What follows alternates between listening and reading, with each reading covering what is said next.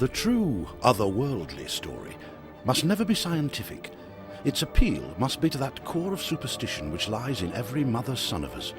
We are still close enough to primitive days to fear the dark, and a successful tale in this genre must reach that darkness in us to get across. Reason, of course, must abdicate, and I think the writer of such a tale must himself feel something of superstitious fear and otherworldly dread. To sit down and write a ghost story, one must first feel ghostly.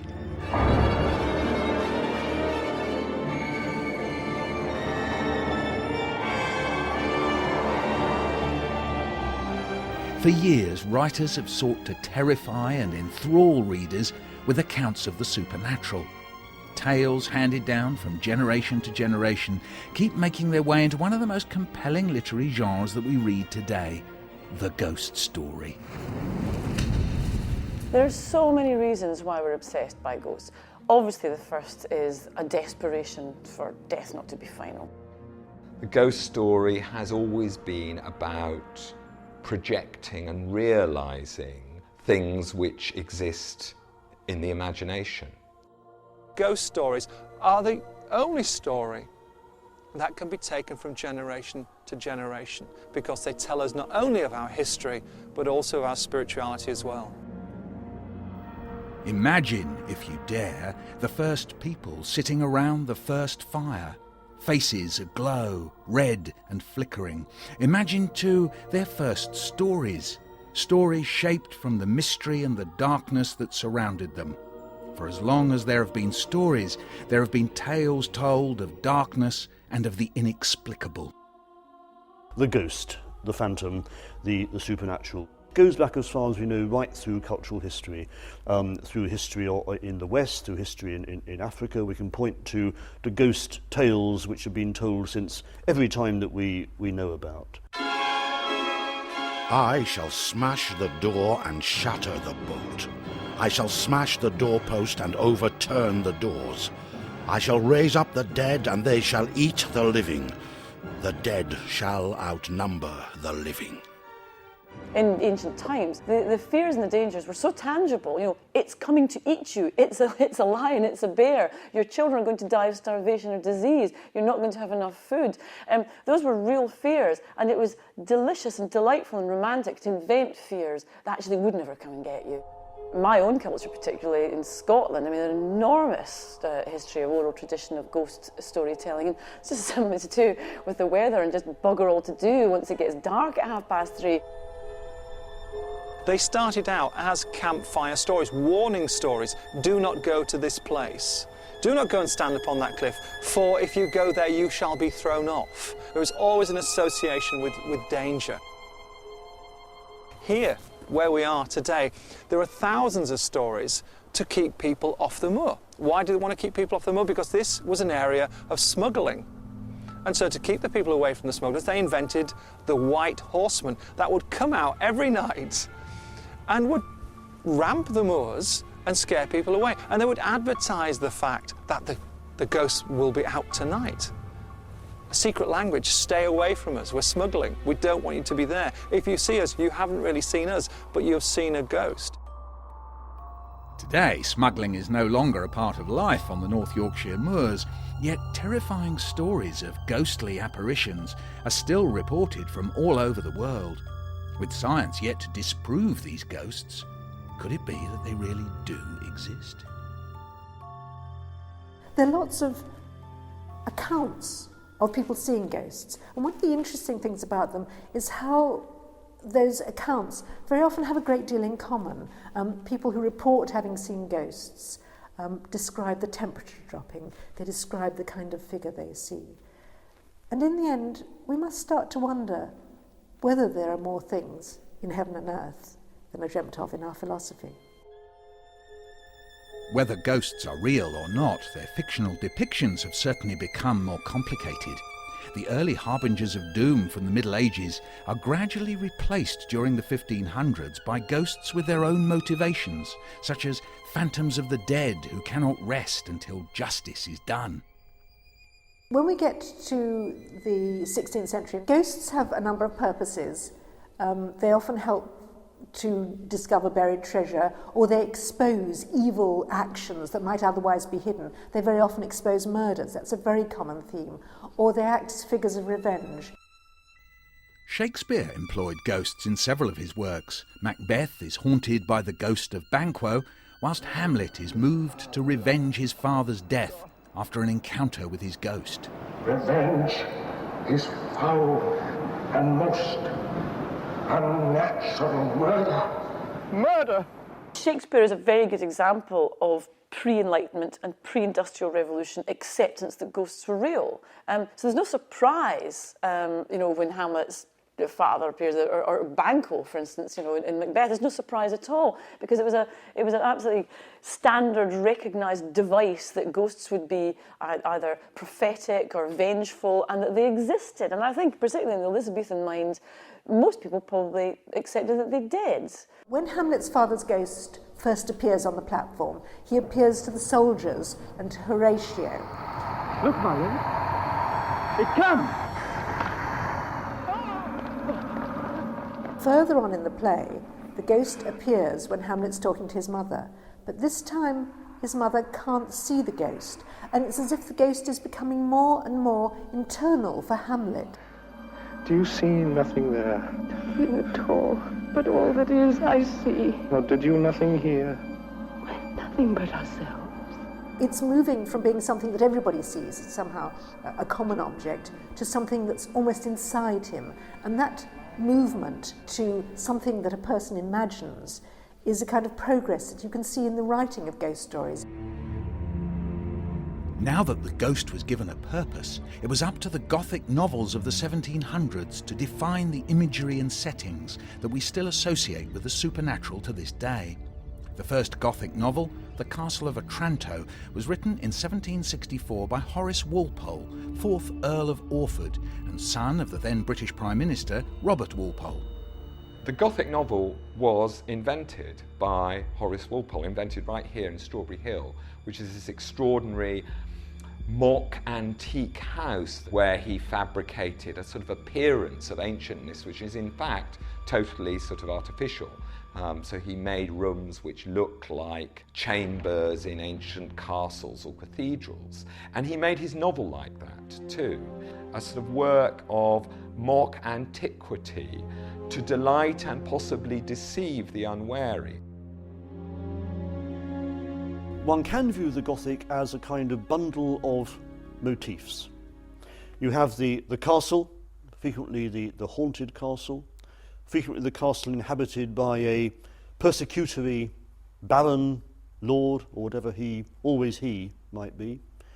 The castle as the unhappy home of the persecuted maiden who is always being chased around. Most of these motifs are there because the narrative is encouraging us to look at what might be concealed in the past, what might return from the past, what might come back to haunt you from the very thing that you are yourself reading. The lower part of the castle was hollowed into several intricate cloisters, and it was not easy for one under so much anxiety to find the door that opened into the cavern. An awful silence reigned throughout those subterraneous regions, except now and then some blasts of wind that shook the doors she had passed, and which, grating on the rusty hinges, were re-echoed through that long labyrinth of darkness. In one of those moments, she thought she heard a sigh. Her blood curdled.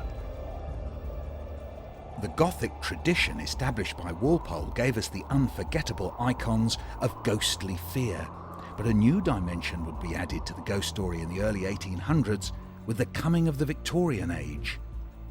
The great thing about the ghost story is that it went hand in hand with the growth of spiritualism in Victorian times. Spiritualism became a new religion, really. I think as the Church of England let people down spiritually, many people wanted to know what happened when they died. I think Victorian England was rather a grim place to live, and when life is that uncomfortable and frightening and bleak, frankly, the introduction of the supernatural for entertainment is an absolute delight. As spiritualism was on the increase, so was the ghost tale, and we can see very much in Victorian literature that the ghost story became very, very popular. To keep up with the new interests in spiritualism and the occult, ghost story writers had to move away from the more archaic imagery of the Gothic towards more dynamic and inexplicable tales. Sheridan Le Fanu's beguiling collection of short stories, In a Glass Darkly, published in 1872, would not only inspire Bram Stoker to write Dracula, but would earn Le Fanu the title the father of the modern ghost story. His short tale, Green Tea, tells the terrifying tale of a beguiling green monkey.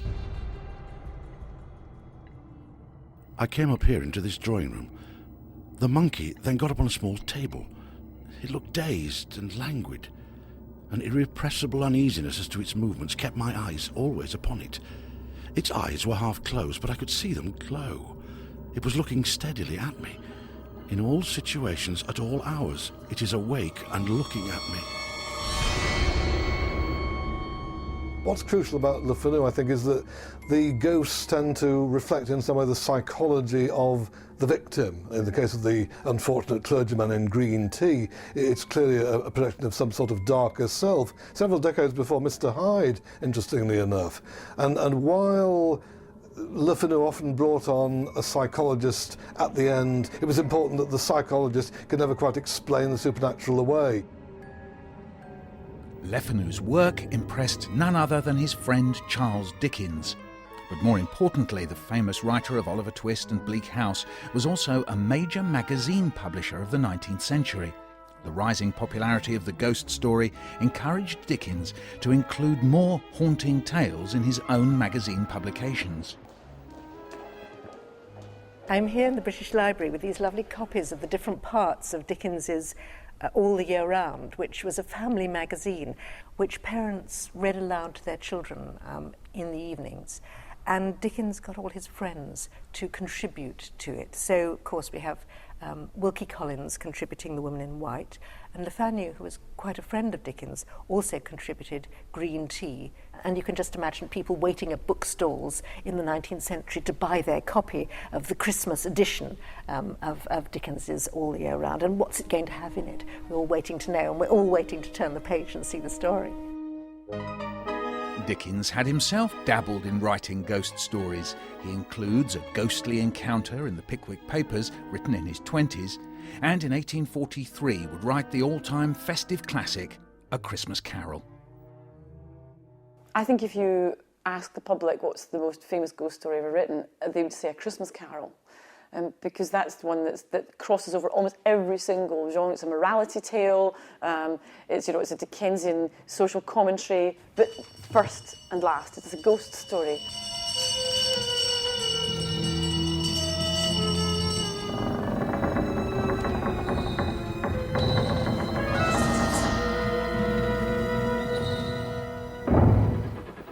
In 1865, Charles Dickens returned to the supernatural, having been involved in the terrible Staplehurst rail accident. The experience led Dickens to write his most harrowing ghost story, The Signalman. In one terrifying moment, a railway worker realises that the ghostly visions he's been seeing are those of his own death. What is it? What can I do?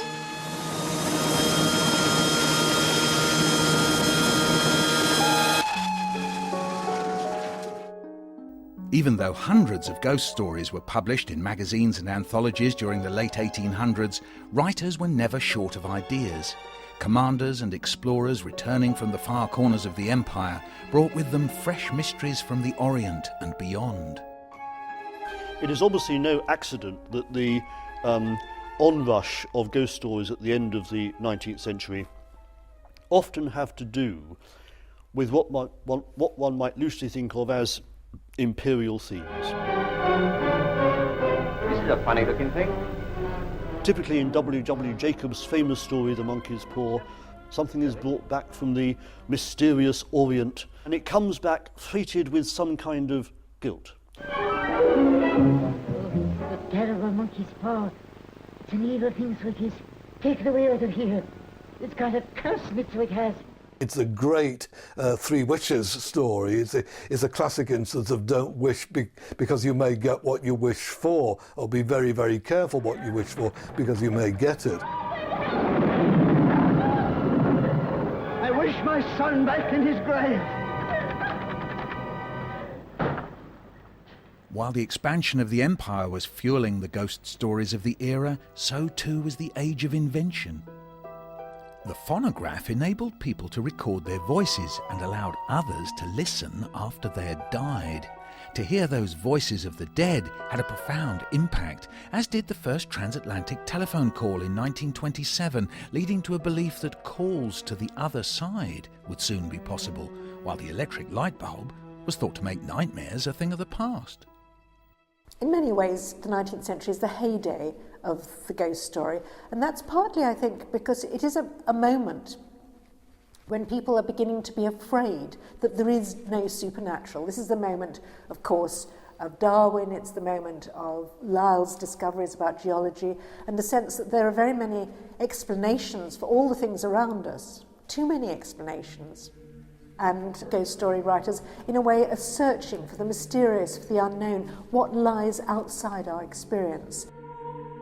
Despite rapid advancements in the sciences, one writer took the tradition back to its earliest roots. Montague Rhodes James was the son of a parish vicar, born in 1862. He spent most of his time at Cambridge and Eton teaching, but also writing ghost stories, and each Christmas he would invite a select few of his students and colleagues to listen to one of his tales. His ghost stories were all, as far as I understand, written by him to be read aloud to an audience of frightened young boys.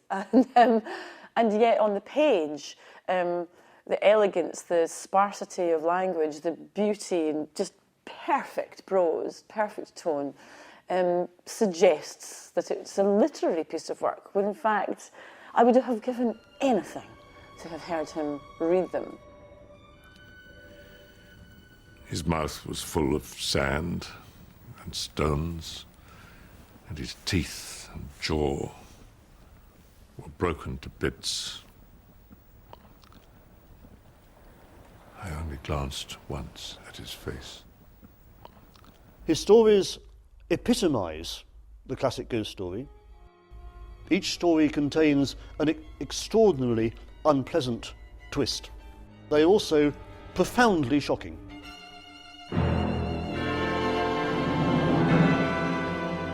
In many ghost stories, it would appear that the protagonist has done at least something, however unwittingly, to cause the dreadful fate which awaits him. In M.R. James's stories, almost all the narrators are totally innocent. They've done nothing whatever which can deserve or even explain the ghastly fate which befalls them. Two ingredients most valuable in the concocting of a ghost story are, to me, the atmosphere and the nicely managed crescendo. Let us be introduced to the actors in a placid way. Let us see them going about their ordinary business, undisturbed by forebodings, pleased with their surroundings. And into this calm environment, let the ominous thing put out its head, unobtrusively at first, and then more insistently, until it holds the stage. The sole object of inspiring a pleasing terror in the reader is the true aim of the ghost story. So timeless and universally terrifying are the ghost stories of M.R. James that in 2005 the BBC adapted his haunting tale, A View from a Hill. A View from a Hill is about an academic, a young academic, slightly strange, slightly crusty, who comes into possession of a pair of haunted binoculars through which you can look and see into the past. It's a good tower. It's a ruin. You must have gotten hold of Old Bourne Church. It's a supernatural chiller. There's not a lot of gore in it. There's no blood and severed limbs or anything like that. It's just what you would expect from a nice fireside Edwardian ghost story for Christmas, I think.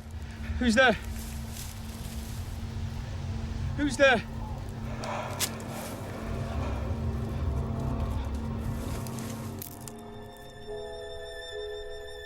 The strength of M.R. James's writing has come to be the benchmark by which all modern ghost stories are judged. Whilst few authors would match the stature of this great writer, they went on to establish new forms and subjects. Algernon Blackwood, a well-travelled Englishman, would draw on his own experiences abroad to create an incredible sense of supernatural awe. Many ghost stories, at the end of the day, are stories which have something to do with claustrophobia. They're about being scared of something which might turn out to be extremely close to you. Whereas Blackwood entertains us with anxiety and fear about the wide open spaces and about the strange things that might happen to you there. In 1907, Algernon Blackwood published The Listener and Other Stories. Among this collection was The Willows, a tale that established him as one of the foremost writers in the genre. Arguably the greatest of all supernatural stories, bar none, was The Willows, set on the Danube, on a haunted island, where the various glimpses in the story just enable us to piece together some sense of something utterly inhuman and not so much malevolent as completely different from us. They first became properly visible, these huge figures, just within the tops of the bushes. They were interlaced, one with another, making a great column, and I saw their limbs and huge bodies melting in and out of each other, forming this serpentine line that bent and swayed, twisted spirally with the contortions of the wind-tossed trees. They were nude, fluid shapes within the leaves almost, rising up in a living column into the heavens. By the 1950s, Algernon Blackwood was a household name, performing his tales for radio and early television audiences.